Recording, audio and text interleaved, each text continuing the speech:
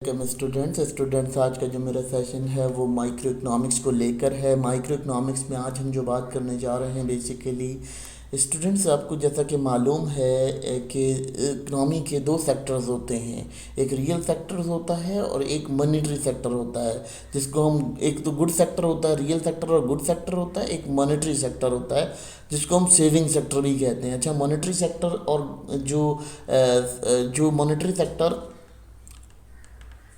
Monetary sector होता है वो प्राइस की तरफ बात करता है, वो वेलोसिटी ऑफ मनी के ऊपर बात करता है, वो प्राइस और डिमांड के ऊपर बात करता है। जो कि गुड सेक्टर या रियल सेक्टर होता है वो क्या करता है, वो प्रोडक्शन के ऊपर बात करता है, प्रोडक्शन की कैपेसिटीज़ के ऊपर बात करता है, और वो बेसिकली रिसोर्सेज के ऊपर बात करता है। ये दो कंपोनेंट के अंदर इन्हें डिवाइड किया जाता है और उस तरह से हम इसको डिस्कस कर लेते हैं। ये हमारा सिस्टम जो है वो माइक्रो इकोनॉमिकली डिस्कस किया जाता है। देखिए, इकोनॉमी, टोटल इकोनॉमी को इन दो पार्ट्स में डिस्कस किया जाता है, लेकिन हम माइक्रो इकोनॉमिकली यहाँ डिस्कस कर रहे हैं। अब बात करते हैं जी रियल सेक्टर के ऊपर। रियल सेक्टर क्या होता है? रियल सेक्टर बेसिकली वो सेक्टर होता है जिसके अंदर आपके फिजिकल गुड्स मौजूद हों, यानी फिजिकल रिसोर्सेज मौजूद हों, वहाँ पर आपका जो है ये रियल सेक्टर होता है। रियल सेक्टर में क्या होता है? लेबर होता है, लैंड होता है, कैपिटल होता है, और आपका जितना भी रिसोर्सेज आपके पास मौजूद होती हैं वो जो फिजिकल सूरत में मौजूद हों वो आपके यहाँ कंसिडर किए जाते हैं। तो रियल सेक्टर जो इकोनॉमी का होता है वो ऐसे होता है, हम उसको इस तरह से डील करते हैं। यानी माइक्रो इकोनॉमिकली हम बात करें तो कितनी प्रोडक्शन पे हम लगा रहे हैं, कितना यूनिट ऑफ गुड्स प्रोड्यूस कर रहे हैं, कितनी लेबर, कितनी कैपिटल और कितनी चीज़ों को लगाने के बाद। अब इसके जो की कंपोनेंट्स होते हैं वो क्या होते हैं बेसिकली, सबसे पहले देख लेते हैं रियल सेक्टर में क्या होता है कि प्रोडक्शन होती है। प्रोडक्शन क्या, कि प्रोडक्शन ऑफ गुड्स हो रही है, यानी आपके पास कितना मटेरियल, रॉ मटेरियल मौजूद, कितना आपके पास फिजिकल मटेरियल मौजूद है आपकी किसी चीज़ को प्रोड्यूस करने के लिए। सिंपल है, ये समझ लेते हैं। कंजप्शन क्या होता है कि आपके पास कितना बायर, कितना आपके पास जो है वो कंज्यूमर मौजूद है जो आपकी चीज़ को कंज्यूम कर सकता है, ठीक है। और फिजिकली उसके पास कितनी रिसोर्सेज हैं जो उसको परचेज कर सकता है, उसकी सेटिस्फेक्शन को बाय कर सकता है। फिर इन्वेस्टमेंट की बात कर लेते हैं। इन्वेस्टमेंट क्या होती है कि जब लोगों के पास इनकम ज़्यादा होती है तो वो सेविंग करते हैं और वो सेविंग ऑटोमेटिकली आपके इन्वेस्टमेंट में कन्वर्ट हो जाती है।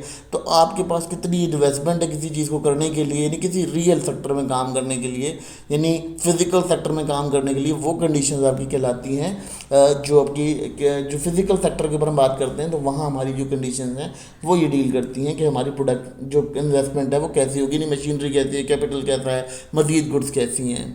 मशीनरी, बिल्डिंग वगैरह के बाद अगर हम बात कर लेते हैं तो ट्रेड एक्सचेंज की बात करते हैं। आपकी ट्रेड एक्सचेंज कैसी है, आपके इंटरनेशनल रिलेशन कैसे हैं, आपकी एक्सपोर्ट और इंपोर्ट की क्या पोजीशंस हैं, ये तमाम चीज़ें हम नोटिफाई करते हैं इस कंडीशन के अंदर, यानी रियल सेक्टर के अंदर, कि आपका जो इंटर रिलेशन है वो कैसा है। फिर उसके बाद अगर हम बात कर लेते हैं कि आपके पास सप्लाई और डिमांड की क्या पोजीशन है, आपकी अपनी कंट्री की डिमांड्स पूरी हो रही हैं या नहीं हो रही हैं, आपकी अपनी कंट्री जो है उसको फुलफिल कर पा रहा है या नहीं कर पा रहा है, ये तमाम चीज़ें हम यहाँ डील करते हैं। तो बेसिकली माइक्रो इकोनॉमिक का जो रियल सेक्टर होता है वो इन तमाम फिजिकल वेव्स की ऊपर बात करता है।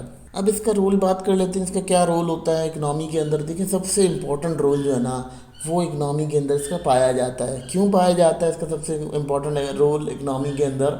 क्योंकि देखें, अगर हमारे पास इकनॉमी के अंदर रियल सेक्टर होगा, रियल सेक्टर स्ट्रांग होगा, तो ऑलमोस्ट हमारा जो एक्सचेंज लेवल होगा वो बहुत ज़्यादा होगा, हमारे पास मॉनेटरी एसेट्स आ सकेंगे। क्योंकि हम देखें, कोई भी गुड्स अगर एक्सचेंज की जाती है वो किस एक्सचेंज में की जाती है, वो मॉनेटरी सेक्टर में की जाती है, यानी आप मॉनेटरीली चेंज करते हो। देखो, पहले तो क्या होता था, बार्टर सिस्टम होता था, अब बार्टर सिस्टम है नहीं, अब मॉनेटरी सेक्टर है। तो ऑलमोस्ट आपको ये जो रियल सेक्टर है वही आपके मॉनेटरी सेक्टर को इन्हेंस करता है, बढ़ाता है। अब मॉनेटरी साइड ऑफ इकनॉमी की बात कर लेते हैं। मॉनेटरी साइड ऑफ इकनॉमी जो है वो कंसीडर की जाती है आपकी, किस तरह से कंसीडर कर सकते हैं मॉनेटरी साइड ऑफ इकनॉमी को, कि आपका बैंकिंग सेक्टर, फाइनेंशियल सेक्टर, आपकी जो जैसे कहना चाहिए कि आपकी जो मॉनेटरी सप्लाई है या मॉनेटरी चेंजेस है उसकी वजह से जो इन्फ्लेशन आ रही है, जो प्राइस कंट्रोलिंग है, जो आपका इन्फ्लेशन के अलावा जो आपका कहना चाहिए कि आपकी मनी की वजह से जो इन्फ्लुएंसेस आ रही हैं आपकी इकनॉमी के अंदर, जो झोल झाल आ रहा है आपकी इकनॉमी के अंदर, वो तमाम झोल जो है वो इससे डील किए जाते हैं मॉनेटरी सेक्टर से।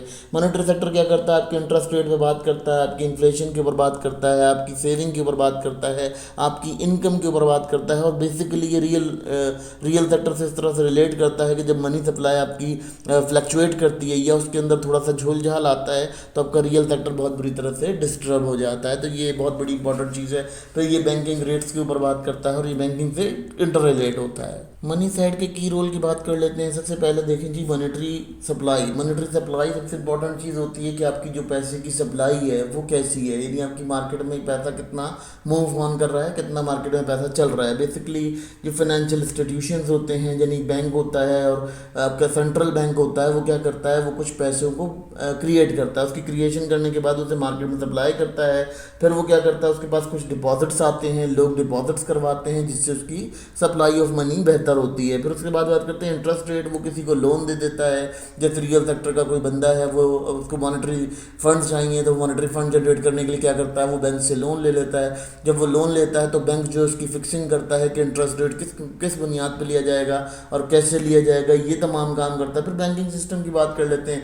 बैंकिंग सिस्टम बेसिकली क्या करता है, उस तमाम पैसे को आपके सुपरवाइज करता है, आपकी मनी को सुपरवाइज करता है कि आपने कौन से सेक्टर के अंदर किस तरह की मनी सप्लाई को वो करना है। फिर उसके बाद ये क्या करता है, ये आपकी वैल्यू ऑफ मनी के ऊपर काम करता है। फिर उसके बाद ये जो है बहुत सारे इंटरनेशनल और नेशनल करेंसीज के ऊपर डीलिंग कर रहा होता है, तो ये बैंकिंग सेक्टर होता है। अब क्रेडिट और लोन की बात करते हैं तो क्रेडिट और लोन सेक्टर पे भी ये बात करता है कि जी किसको कितना क्रेडिट दिया गया और किसी से कितना इंटरेस्ट चाहिए, इंटरेस्ट लिया जाता है। फिर उसका रिवर्स होता है, जैसे कि आपको क्या होता है कि बहुत सारे रियल सेक्टर में लोग होते हैं जिनको नीड होती है क्या चीज़ की, अपने कंट्री को बूस्टअप करने की, अपने कंट्री को चलाने की वो कंडीशन होती है। तो उसके लिए क्या होता है, उसको अपनी कंपनी चलाने के लिए लोन चाहिए होता है, वो लोन भी जो है वो यहीं से लेता है। फिर उसके बाद अगर हम बात कर लेते हैं इन्फ्लेशन, जो इन्फ्लेशन होती है हमारी, जैसे कि कम कीमतों में बढ़ाव हो गया, चढ़ाव जो होता है उसकी हैंडलिंग कैसे करते हैं, उसकी हैंडलिंग भी ऐसी की जाती है। कमी और ज़्यादती की जो हैंडलिंग होती है वो भी मनी सप्लाई से की जाती है, क्योंकि जब आपका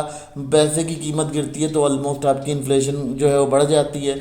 और जब आपके पैसे की कीमत हाई होती है, यानी जब आपकी प्रोडक्शन अच्छी होती है, जब आपका प्रोडक्शन सेक्टर स्ट्रांग होता है, तो आपकी ये जो पैसे की जो ताकत होती है, इसकी परचेजिंग पावर जिसे कहना चाहिए, परचेजिंग पावर जो है वो आपकी आसानी से आप जब परचेज पावर कर सकते हो तो आपकी इन्फ्लेशन कम हो जाती है उस हिसाब से। क्या करता है, देखें वो तो फिजिकल लेवल पर काम करता है रियल सेक्टर, मगर जो मॉनेटरी सेक्टर होता है वो आपका क्या करता है, वो रॉ सेक्टर पे काम कर रहा होता है, यानी इंटेंजिबल सेक्टर पे काम कर रहा होता है। इंटेंजिबल सेक्टर से मतलब है आपके पास कितना, देखिए बेसिकली मनी क्या होती है, मनी आपके पास कागज़ का एक पीस होता है, उसके अंदर क्या होता है कि आपके पास एक चांदी या कुछ मुल्कों में जो है वो सोने की लाइन होती है, चांदी या सोने की लाइन होती है, जिस तरह भी उनकी क्रेडिट करेंसी होती है, उस करेंसी के ऊपर आपकी नोट की वैल्यू होती है। वो जो चांदी की लाइन होती है, वो लाइन जो है वो डिफाइन करती है कि आपके मुल्क में कितने रिजर्व मौजूद हैं, कितने गोल्ड्स हैं। बेसिकली ये आपका जो है इंटेंजिबल होता है, यानी आप गोल्ड को छूते नहीं हो, मगर आपको पता होता है कि आपकी कंट्री में जो है 100 रुपये की अगर वैल्यू 100 रुपये का उसमें जो है वो मौजूद है, तो वो क्या है कि वो आपके पास गवर्नमेंट के पास वो चीज़ नोटिस डाउन होती है, उसके बाद जमा होती है। सेंट्रल बैंक के पास वो रिज़र्व होते हैं, यानी गोल्ड रिज़र्व या कहना चाहिए चांदी या सोना या जो जवाहरात होते हैं, ये डायरेक्ट तो हम करेंसी में ट्रांसफ़र नहीं कर सकते, तो इसकी एक आसान वे बनाई गई थी मॉनेटरी सेक्टर में। तो ये मॉनेटरी सेक्टर जो है उन तमाम चीज़ों को डील करता है कि आपकी कंट्री के पास कितना रिजर्व मौजूद है, कितनी रिजर्वेशन आप रखते हैं, या कितनी कैपेसिटी है आपके पास किसी चीज़ को परचेज करने की। अब बात करते हैं जी रियल सेक्टर और जो मॉनेटरी सेक्टर है वो आपस में इंटर रिलेटेड कैसे होते हैं। देखें जी बहुत ज़्यादा इंटर रिलेटेड होते हैं। किस तरह से इंटर रिलेटेड होते हैं कि सबसे पहले तो बात कर लेते हैं, जब आप कोई मशीन एसेट्स या कोई भी चीज़ करते हो तो आपको मॉनेटरी टर्म्स की ज़रूरत होती है, ठीक है। फिर अगर आपने लेबर हायर कर लिया, वर्कफोर्स हायर कर ली, वर्कफोर्स हायर करने के बाद आपको उन्हें मॉनेटरी वैल्यू के अंदर उनको जो है वेजेस देने पड़ते हैं, ठीक है। क्योंकि देखें कंज्यूमर की अपनी अपनी डिमांड होती हैं। पहले क्या होता था, पहले जो लेबर होती थी उसको तो ये होता था कि जो कंपनी से फिल्म से चीज़ें प्रोड्यूस होंगी वही चीज़ें उसे मिल जाती थी, वो उसे मार्केट में जाके अपनी रिप्लेस कर लिया करता था, बार्टर सिस्टम हुआ करता था। लेकिन जब बार्टर सिस्टम खत्म हुआ तो ऑलमोस्ट यहाँ क्या हुआ, यहाँ पर कंडीशन ऐसी हो गई कि उनकी जो बाइंग सिस्टम था वो अलग हो गया, तो फिर उन्होंने मॉनेटरी वेजेस के ऊपर आ गए, मॉनेटरी वेजेस का डिफाइन किया। तो बेसिकली जब आप प्रोड्यूसर होते हो या रियल सेक्टर के ऊपर काम करो तो आपको मॉनेटरी वेजेस देने होते हैं। फिर आपको क्या करना होता है, आपकी जो कंजप्शन होती है वो लाजमी तौर पे मॉनेटरी वैल्यू के ऊपर काम करती है कि इनकम जितनी होगी आपके कंज्यूमर की उतना ही वो आपको जो है जैसे कहना चाहिए कि जितनी आपकी कंज्यूमर की इनकम होगी उतना ही वो आपकी इकनॉमी में स्पेंड करेगा, जिससे आपको रिवर्स प्रॉफिट मिलेगा। और अगर हम मॉनेटरी सेक्टर को रियल सेक्टर के साथ जोड़ दें या जमा कर दें, सम कर दें, तो हमें ये बड़ा आसान हो जाएगा डिसीजन मेकिंग करना कि हमारा जो हमारी डिस्क्रिप्शन हैं वो किस तरह से ट्रीट कर रही हैं या किस तरह से हम उन्हें डील कर रहे हैं, या हमारी जो जिसे हम फाइंड करना चाहते हैं वो किस तरह से फाइंड कर रहे हैं, अलोकेट कर। देखिए स्टूडेंट्स, ये बहुत इंपॉर्टेंट इवेंट है और इस इवेंट को या सेक्टर्स को डिफाइन करना इसलिए ज़रूरी था क्योंकि मोस्टली टीचर्स या मोस्टली लोग जो हैं वो इस चीज़ को समझ नहीं पाते बच्चे कि ये किस तरह से चल रहा है या क्या मॉनेटरी सेक्टर और रियल सेक्टर में क्यों पढ़ाया जा रहा है। अभी करेंटली मेरे एक सेशन था, उसके अंदर जो है वो स्टूडेंट्स ने मुझसे कंसर्न किया कि सर ये रियल सेक्टर और मनी सेक्टर अलग अलग क्यों पढ़ाए जाते हैं। तो मैंने फिर उसको उन्होंने डिफ़ाइन किया, तो फिर मुझे ये बात समझ आई कि आप लोगों को भी ये चीज़ होनी चाहिए नॉलेज में कि आप लोगों का जो रियल सेक्टर होता है वो रियल सेक्टर प्रोडक्शन सेक्टर होता है और जो मॉनेटरी सेक्टर होता है वो आपका इंटेंजिबल रिसोर्सेज सेक्टर होता है कि आपकी कंट्री के पास जो इंटेंजिबल रिसोर्सेज हैं वो कितनी है, या आपकी परचेजिंग पावर कितनी है, या आपका परचेजिंग पावर लेवल कितना है। ये तमाम बातें जो है वो यहाँ डिस्कस करने के लिए ज़रूरी थी। हम इसको फर्दर एलिब्रेट करेंगे क्योंकि हम इस सेक्टर के अंदर जब ओपन करेंगे इसको, यानी कंजप्शन को, और जो हम अपना कंजप्शन की कुछ चीज़ें तो मैं डिफ़ाइन कर चुका हूँ, लेकिन कंजप्शन के अलावा जब हम consumption, production, monetary sector, real sector को जब हम ओपन करेंगे तो आपको ज़्यादा क्लियरली विजन क्लियर होगा कि बेसिकली आप क्या समझना चाहते हो, ये इकोनॉमी आपको कैसे समझा रही है।